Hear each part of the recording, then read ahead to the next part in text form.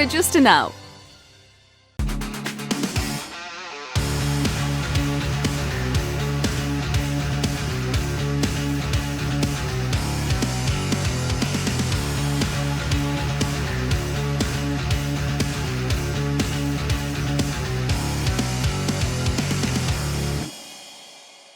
Hello, my dear children. Namaste and welcome to the next session of our CBSE Class 9 chapter, Why Do We Fall Ill?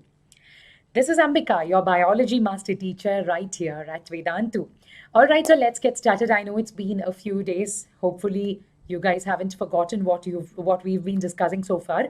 And many of you have been telling me that this is one chapter that you find a little tricky to remember. But then I think good thing is we have covered pretty much almost 75% of this entire chapter in our previous two sessions. And today we will be discussing the final topic. Okay, so let's move on.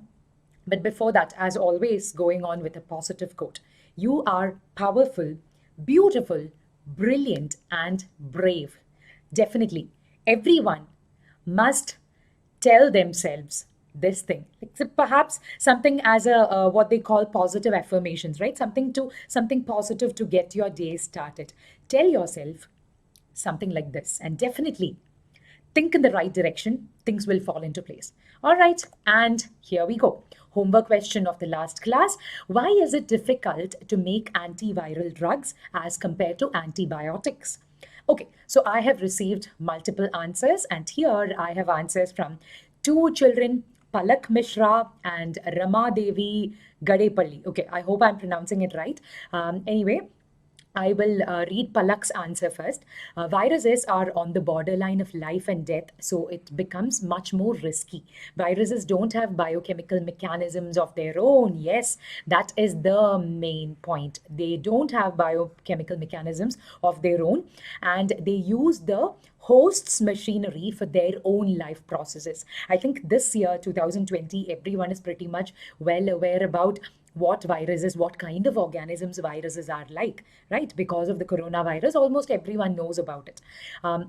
So yes, what happens is if we make the antivirals in the way as we do for antibiotics, it will be acting against the host's body because the virus ends up using the host's machinery for its own life process, right? Completely makes sense. And this will end up affecting the host as well. Do we want something like that? Definitely not. Also, there are only a few virus-specific targets to aim at. All right. So Rama Devi has also said something similar to this because antivirals can damage host cells where the viruses reside. And I think Palak's answer is definitely a little more descriptive. The point which I have underlined certainly is very, very important here. So thank you very much, Palak and Rama Devi and all other dear children who have given me the answer to this question. Okay, and today, what are we going to learn? As I told you, the last part of this chapter, all about disease manifestation, principle of treatment, principle of prevention, history of immunization. Okay, something that all of us must know about, I would say. Okay, compared to probably session 1 of this chapter, wherein we discussed something more about what is disease, what is health, and all of that. Of course, that's also important. I think this is certainly something that the knowledge of all this prevention principles and treatment principles and all of that on a general basis, of course, will certainly help all of us lead better and healthier lives. Okay, so definitely it's something that I want all of us to apply in our daily lives. Okay, so coming to the causes of infectious diseases in humans, right? We know we have spoken about all those different microorganisms, those nasty microorganisms, which are mainly under the category of bacteria, fungi, protozoans, and viruses, right? Also worms, as we have discussed earlier. Now, human body, we know, is very, very, very large compared to microbes. So you know what happens the moment microbes enter inside the human body?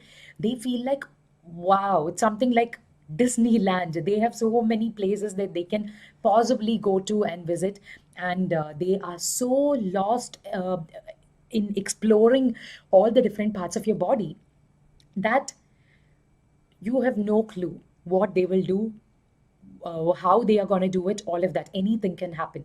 So tissue-specific manifestation. Let's try and understand that. First of all, the word manifestation, what does that mean? Manifestation refers to expression. Okay, something that's visibly expressed. So tissue-specific manifestation would mean expression of a disease at tissue level.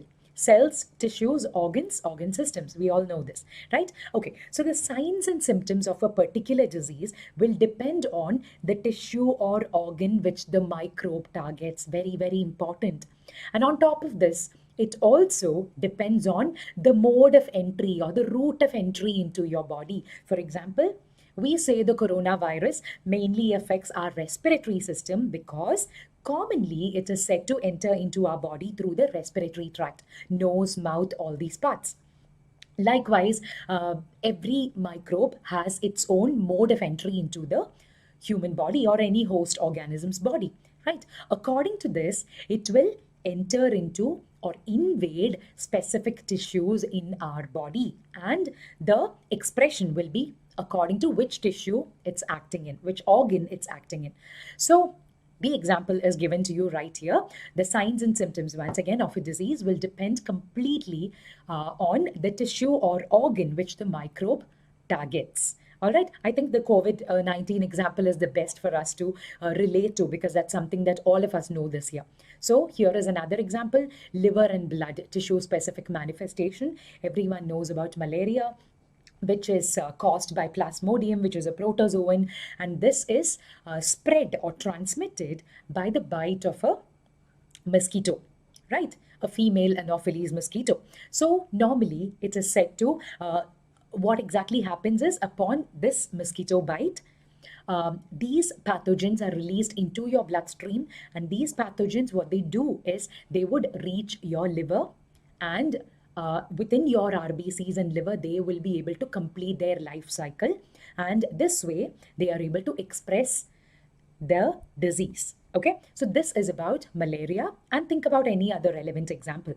Okay, now about brain tissue-specific manifestation as far as the brain is concerned. If at all there is a microorganism which invades and affects the brain, these would be the most common symptoms that would be seen.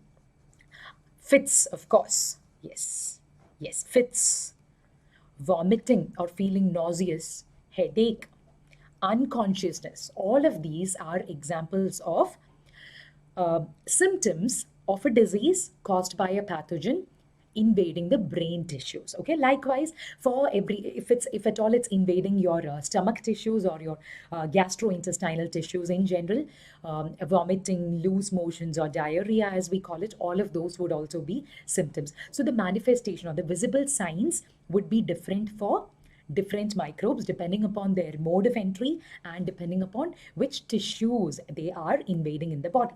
Now, general manifestation, normally for most diseases, or at least for many diseases, these are certain common ways of manifestation, certain common visible signs or symptoms which can be seen. Okay, inflammation, right? Fever for many diseases, and then swelling, pain in some cases. These are all ways by which a doctor can just look out for. We would say they are signs which a doctor would see, and then based on these signs, the doctor might be able to decide. I've told you this earlier, right? Difference between sign and symptom. Whatever is visibly seen by a doctor or by a second person apart from the patient, we call them signs. Whatever is felt by the patient himself or herself, we call it symptom, right? So about the signs, these are some of the most common signs or the general ways of manifestation of many diseases. Now, what decides whether the disease is going to be expressed in a mild form or in a very severe form, right? So how severe will the disease be? Of course, the severity of disease or the severity of disease manifestations would completely depend on, or would greatly depend upon, the number of microbes in the body. Very, very important. Even for the COVID-19 virus, we've been hearing about so many cases around the world where for some people the symptoms and signs are really, really severe, right? Whereas for some people, it's not really that severe. People, there are asymptomatic cases as well. People just go on without suffering, but then they tested positive. At least I think in India, we do have a lot of cases like that, right? So what happens is, in general, we say when there is a less microbial population that is invaded into our tissues, the disease is usually less severe. Okay. And when there is a higher or a greater population of these microbes, the disease would be more severe, of course, right? Okay. So now coming to the principles of treatment, very, very important. Well, of course, this is something that only a qualified medical practitioner will be able to tell us. It's, of course, completely wrong to go on to give ourselves self-medication, especially when we are not sure about what it's like. Okay, so let's try and understand a few basic things about this. There are two major areas which are focused upon for treatment. One is to reduce the effects of the disease. For example, you have the coronavirus itself. Let me come back to that example, because as I said, that is perhaps the most, the best, the easiest example, in fact, because everyone is aware of it these days. So it is a disease for which usually, although there are many drugs that are prescribed, but many of these drugs that are prescribed to an affected patient would be aimed at reducing the effects of the disease. Because for many diseases, either we might not have found a proper medicine to actually kill the causative agent, or the doctors might not have confirmed the causative agent yet in some cases, right? So what is the best way? One way is to reduce the effects of the disease. If the person is suffering from fever, prescribe something like Dolo or Crocin or paracetamol or something like that, and bring down the fever. If there is severe lung congestion or breathing difficulties, doctors would prescribe something accordingly, right? So that is aimed at reducing the effects of the disease. The second approach is to kill the cause of the disease itself. Sometimes with the help of the signs and symptoms, sometimes with the help of blood test results or urine sample test results and all of that, doctors will be able to pinpoint what sort of organism has caused this disease. So if that's the case, confidently, the qualified practitioner will be able to prescribe medicines which can kill the root cause. Okay, so these two are the major approaches. Depending upon the condition, the mode of treatment will be decided. Okay? Yes. Now, principles of prevention. Why exactly do we need to prevent the person from getting the disease rather than treating it? There are, in fact, three reasons to do this. Well, to think of it, why is it that our government, our Indian government, and all the state governments keep on telling us? I think even now, like when we make phone calls for many of the mobile operators, I think even now, when you have to make a phone call, the first thing is the COVID related message, right? You have to maintain social distancing, you have to wear a mask whenever you step out, and all of these things. Why is it that we have to take care of all this? Three things that they always say, right, for COVID-19: mask, use of a mask, social distancing, and thirdly, washing your hands frequently. Okay, why is it so important? There are many people I know who are like, okay, it's all right, we don't have to wear a mask. Okay, especially I think it's quite sad that Kerala, I have seen, in my experience, I have seen is a little on the careful side as far as this is concerned. Almost everyone around is seen wearing a mask. Otherwise, the cops will immediately catch you. Okay, but then I have heard from my friends that most other cities in India, like Bangalore and Chennai and many other states, cities in many other states in India, people are not so particular about a mask. So why is it important? Not just as far as the COVID-19 pandemic is concerned, but in general, why is it important to take care of certain preventive measures? Well, there are three major reasons that we can list out. First of all, if someone has disease, it is possible, quite possible, that their body may never recover completely. Quite possible, right? Because again, the COVID-19 pandemic itself has proven to us that everyone has different ways of taking it. There are people who have been reported to have died of the disease. There are people who have, I mean, at least in India, there are people who have comfortably recovered from the disease. So why do we take a chance? This virus is supposed to be, it's very less studied also. As we know, viruses are very tricky to be studied. So why do we take a chance? Let's do our best. Using preventive methods is definitely under our control. But despite that, if we get it, that's a different thing, right? But out of our carelessness, that's my view, okay? Out of our carelessness, we shouldn't be getting the disease. Nobody should be getting the disease just out of their carelessness. So do everything possible that you can possibly do to prevent it. Okay, this is what the first point is. Secondly, again, treatment may take time. The person may be bedridden for a while. Some people are said to recover. Some people are completely asymptomatic, as I said, for many diseases. Some people may quickly recover within a few days, within a few weeks. Some people may be just bedridden for a few weeks, or even if it's for a few days, it is that much of valuable time in life that's lost, right? So treatment may take some time, regardless of what disease it is. The person suffering from disease can also become a source and spread it to others. Yes, very, very important. Now, I remember at the time when I was affected with chickenpox about 7.5 years ago. It was in the year 2013, okay? And this was in Bangalore. And I was just getting used to Bangalore at that time. It had only been about 6-7 months since I had been in Bangalore. And I used to travel every day by public transport, by BMTC buses. What happened is one day, I don't know, I must have gone and sat next to somebody who might have had chickenpox. Well, I don't know. But I clearly don't recall anything like sitting next to a sick person or anything. So anyway, after like one fine morning when I woke up and I was getting ready to go to work, I noticed a couple of blisters here on the skin, like water-filled, this pus-filled blisters behind my ears.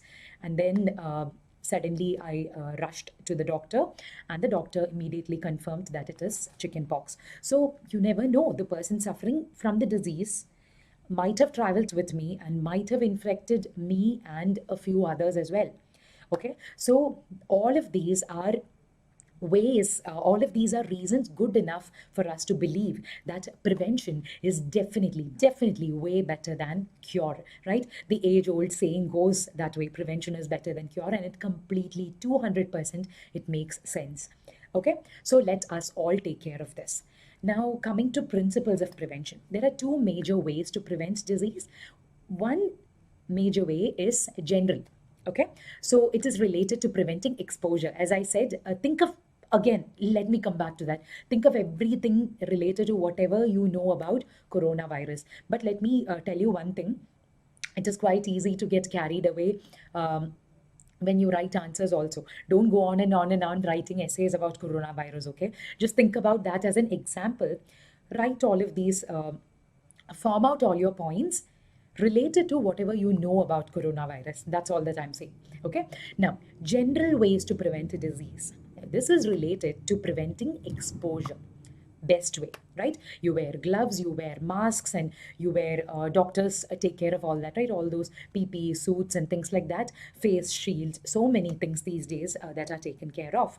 And best of all, I think, is by avoiding stepping out of your house unless it's absolutely essential.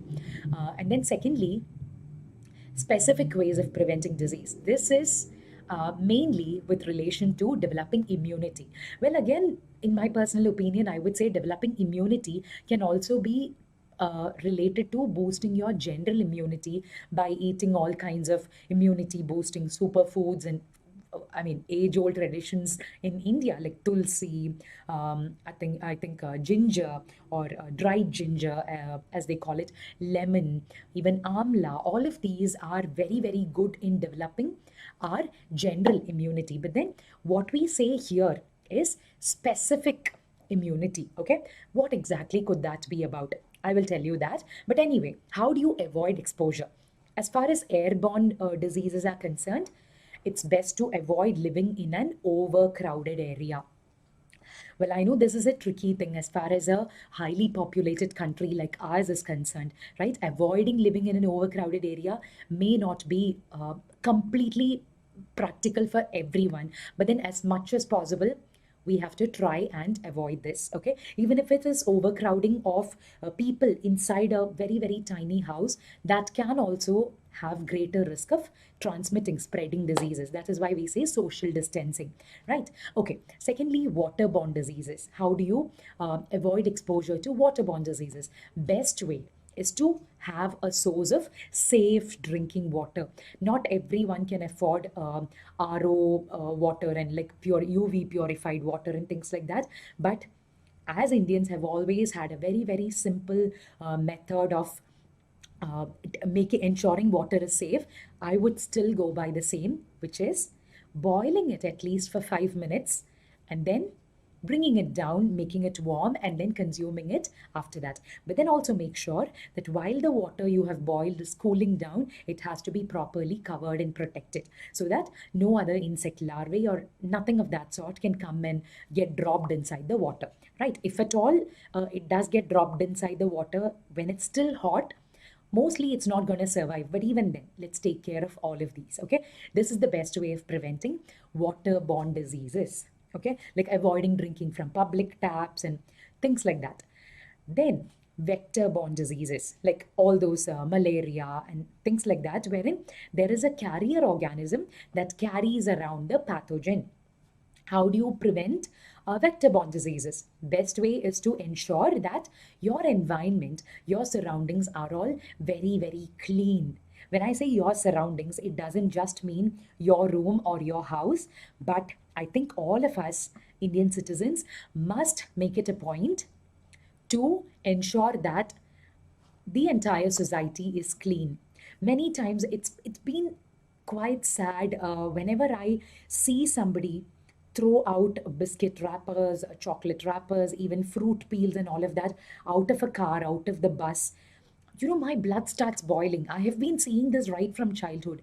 Why is it so? Well, I think it's not even the same as before. These days, people are supposed to be well educated. Almost everyone, I'm sure a great majority of our population has access to like things like WhatsApp and all of those social media and things like that. So in this age, in this era, when we unnecessarily mindlessly spend our time, waste our time, I would say, forwarding unwanted messages, why don't we even think about following some of these things ourselves? It's quite heartbreaking to see this. So let us at least make sure that well, I want all the children hearing me out right now to take an oath right now, tell yourselves, convince yourselves, and be sure for yourselves that for the rest of your lives, you will never throw out any garbage anywhere around you.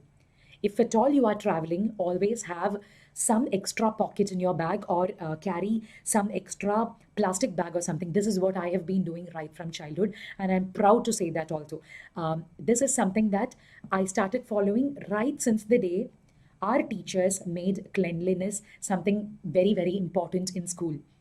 Okay, so let us all take it to heart, because only if we as an individual do it is our society going to be inspired by what we do, and certainly we can dream of a brighter future tomorrow. Okay, so this is about general methods of prevention for airborne, waterborne, and vector-borne diseases.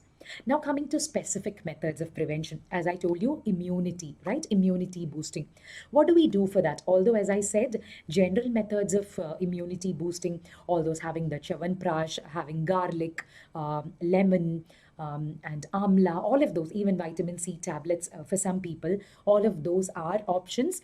There are also very, very specific methods. What is it?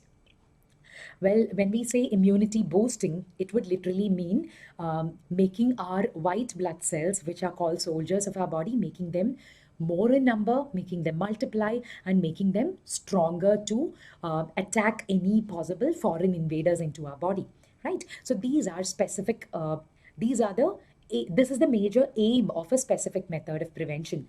And the technique itself is what we call immunization.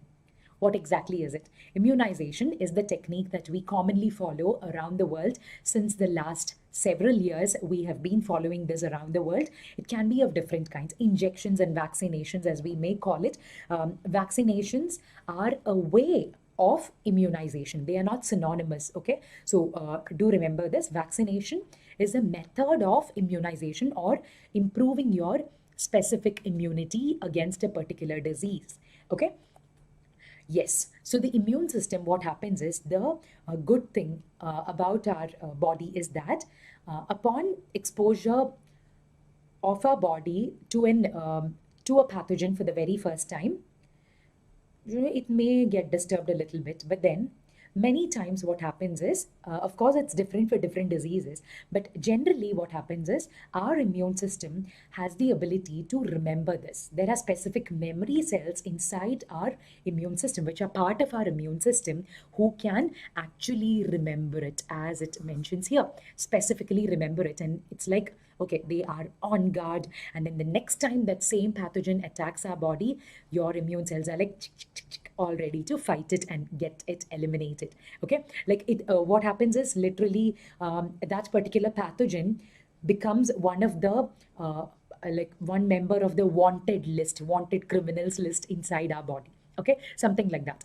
And then this principle of immunization is used to make vaccines, and the most common vaccines these days in the world are against these diseases: tetanus, okay, diphtheria, whooping cough, measles, polio, hepatitis A, BCG, which is for tuberculosis. Okay, these are the most commonly used vaccines around the world these days. Okay, so you must be familiar with all this, I'm sure, because hopefully all of you have had your set of vaccines at a very young age. I think by the age of 5, almost all your vaccines should be done. And maybe like once or twice after that, you might have a booster dose for certain diseases, if I'm not wrong.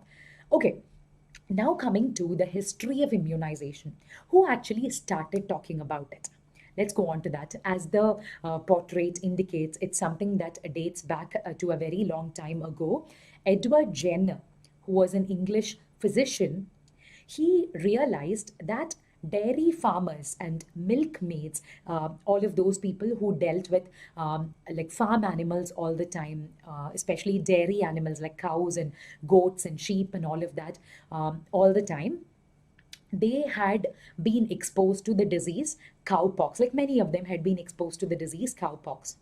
Later on, when there was a time when the disease smallpox was spread around the world as a pandemic, like the COVID pandemic is affecting us today, there was a time when smallpox was a pandemic. Okay, that was a viral infection. Cowpox was also a viral infection. There was a time when smallpox was like a pandemic, or rather an epidemic. It affected so many people around the world. Okay, many even died of the disease. So Edward Jenner, who was a physician, he noticed, like randomly, he just happened to notice that these milkmaids who had had cowpox earlier through their exposure to all these farm animals and dairy animals in general, they did not catch smallpox even during these epidemics. So Jenna was like surprised. Okay, so do they have something that normal people don't have? Well, he was very, very curious to know. He went on to do more and more research on this. Well, cowpox is actually a very mild disease. Okay, so what Jenner did was, because he made this observation, he wanted to do a small experiment. What he did was he tried deliberately giving cowpox to people. Even like there were many adults who I have read up somewhere that they were even ready to take the risk of exposing themselves to cowpox, or even their children to be exposed to cowpox. Okay, because it was anyway an epidemic, people were dying of smallpox. So why not try something like this, because a doctor is saying this, right? So by giving cowpox to people, and then Jenner found that these people who he had exposed to cowpox were now resistant to smallpox. Wow, wasn't that great? That was the very first time when the concept of immunization, or developing immunity against a specific disease, was developed. And from then on, there was no looking back. Okay, and You might wonder, but then it's cowpox and smallpox. How is it even possible? Well, that's why the answer is here. The smallpox virus is closely related to the cowpox virus. Pretty much the lifestyle and the structure is all very, very close to that of each other's for the smallpox virus and the cowpox virus. So obviously, the immune system remembered certain specific structures and parts of this virus, the cowpox virus, that when this person who had been exposed to the cowpox virus later got exposed to smallpox virus, the person's immune system was able to fight it. As I said, wanted criminals list, it was already there, although it was something closely related like the sibling and not exactly the same virus. Okay, so that is about immunization. And remember, as I told you, vaccination is the best way of immunization. All right, children, so before we go ahead and discuss a few questions, it's also important to tell you a few things. Definitely, you have the opportunity to gain 100% knowledge and score 100% marks. How do you do this? Unlimited live classes with fun and high level quizzes. That is all that Vedantu Pro subscription is about. Well, I know many of you are already part of it. Many of you have been sending messages saying that you have already registered for it. But those of you who are not part of Pro subscription yet, now is the time to think about it, because you get to compete with students throughout the world, across the world, who are part of this. So what is the best part in this? You are able to identify your weak areas and your strong areas also. Isn't that wonderful? Yes, definitely it is. Another thing, very, very important feature.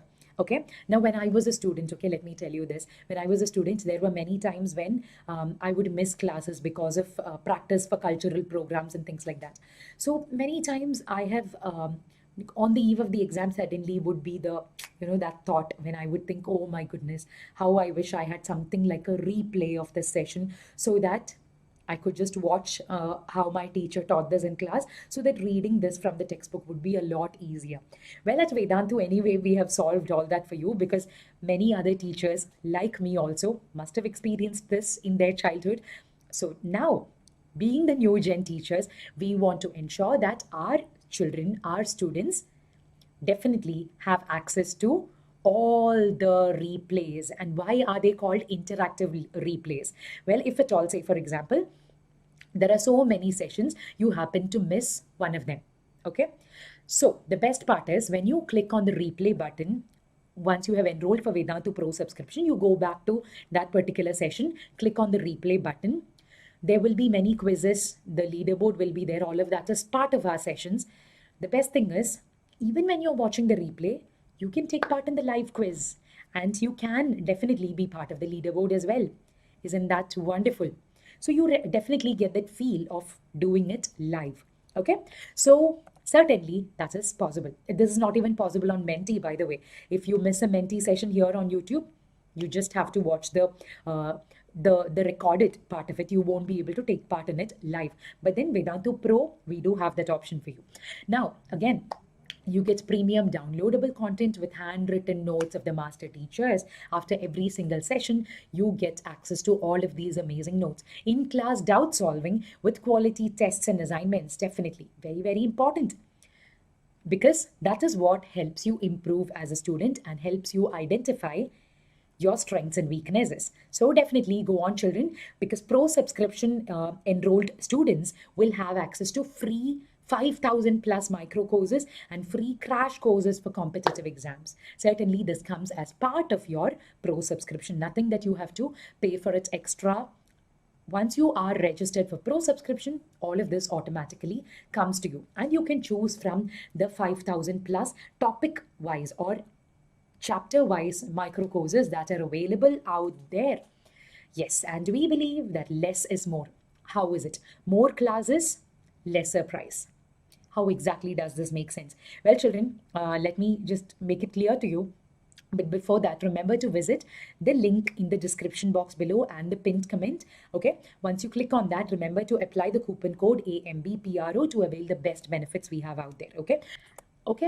Now it is time to do the math and check out how this is useful for you. Okay, what is going to be the per session cost? This is a question that many children have been asking us. Many of you guys I know have been smart enough to figure this out for yourselves. But anyway, choose your Vedantu Pro subscription either from a 1 month plan or a 3 months plan or a 6 months plan. Normally, a 1 month plan would cost you 2,699 per month. Okay, but if you apply the coupon code AMBPRO, you are going to be paying just 2,159 for this. Okay, you are getting it at a discounted price. For 3 months, normally it's going to be 2,333 per month. Okay, so do the math. What is it going to be for 3 months? But then apply the coupon code, and this is going to be totally costing you only 5,599 for 3 entire months. Okay, and then for 6 months, that is going to be having the best benefit because the cost is going to be 9,199 using the coupon code AMBPRO. Okay, and then that would mean that the per month cost would be 1,917 per month. So basically the idea is for 3 months, you end up, if you enroll for 3 months, you end up saving 14%. And if you enroll for 6 months, you end up saving 29%. Okay, now price per class. This is very, very important. So per class, obviously, as I always tell you, divide the total amount by the total number of sessions that you can avail through this. So that is exactly what we have done here for you. For 1 month, it means a total of 200 sessions that you can avail in that entire 1 month. So 2,159 by 200. What is it going to be? Rupees 11 per class. Children, can you believe it? And then for 3 months, 5,599 by 600, because in those 3 months, you will get an access to a total of 600 sessions. So divided by 600, this is going to be rupees 9 per session, 9 per class. And if it's for 6 months, which is obviously going to be 1,200 or 1,200 sessions for you totally, divide this amount by 1,200, and this would mean rupees 8 per session.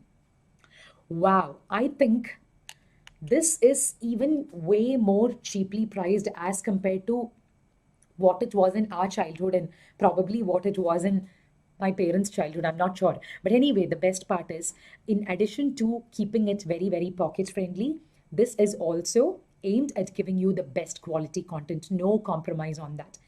Okay, and this is definitely going to be a lot, even less priced than your favorite packet of chips. Okay, all right, so here we go. I think children, definitely it's time to get subscribed to Vedantu Pro, because we are already nearing the end of the academic year. So it's high time you gotten started with all your preparations, be it identifying your strengths and weaknesses, or anything at all, getting crash courses, getting micro courses for your topics of difficulty. Pro subscription is always the thing for you. Okay, so definitely check out the link in the description box below. The coupon code would be AMBPR. Okay, let's quickly check how much you have understood from what we have discussed today. Now, you are aware of the polio eradication program in your city. Children are vaccinated because dash. Which of these? Read it carefully. Vaccination kills the polio-causing microbes. It prevents the entry of polio-causing microorganism. It creates immunity in the body, or is it all of the above? What could be the answer? Think about it, okay? It has to be the most appropriate answer that will be the answer.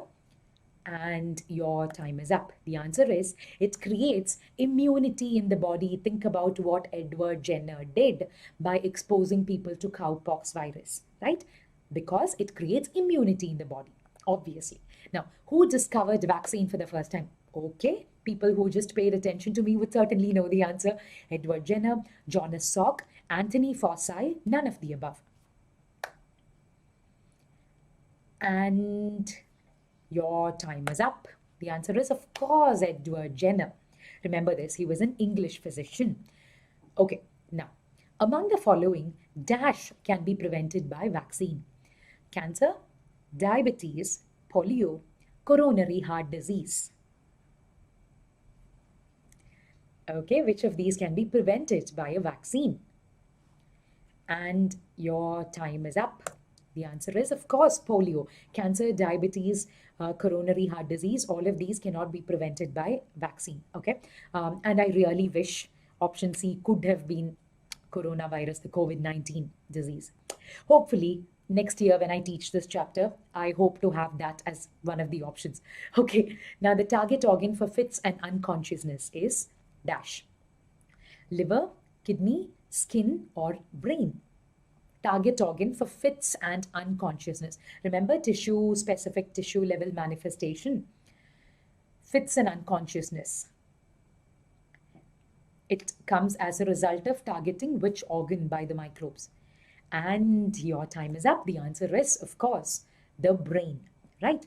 Okay, so very, very well done, children. And in case you have any doubts, please do remember to post it in the comment section below. Okay, I would love to hear feedback about the session from you. And I would also like to hear the doubts that you have related to this, because as you know, at the end of every chapter, we would have a doubts plus mentee session. Okay, so let me remind you that we now know about disease manifestation, principle of treatment, principle of prevention, history of immunization. We know about all of these now. And the homework question for you for today is, who discovered the polio vaccine? It's supposed to have been one of the most successful vaccines out there in the world, right? That too against a virus. So who discovered the polio vaccine? So send me the answers for that. And do remember to visit the link in the description box below and the pinned comment. Okay. And remember to apply the coupon code AMBPRO. Remember, children, it's already getting late. Pro subscription is definitely going to boost your confidence to face the exams. All right. And if you have enjoyed the session, remember to click on the like button and stay subscribed. Very, very importantly, as you know, we have already launched Bio Bites in 15-minute series. We've been doing it regularly for CBSE 10 students. For CBSE 9 also, we will be coming up with something like that. And if you certainly want something like that, make sure you hit the like button right now and make sure you click on the subscribe button right now, so that definitely you will not miss out on any of those interesting updates that we have. And of course, you can continue following me on Instagram as well, Ambika_Vedantu, because there it will definitely be a good break for you from your hectic schedule, like daily study schedule and all of that, because we make it a point to upload moral stories and things like that also for you. Very, very short, like 1 minute motivation sort of things on my official Instagram page as well. Okay, children, so that's about it from my side. Do remember to leave your feedback here. And until we meet again, remember to stay home, stay safe. Take care of yourselves. We are always here for you. Okay, so this is Ambika signing off. Bye-bye.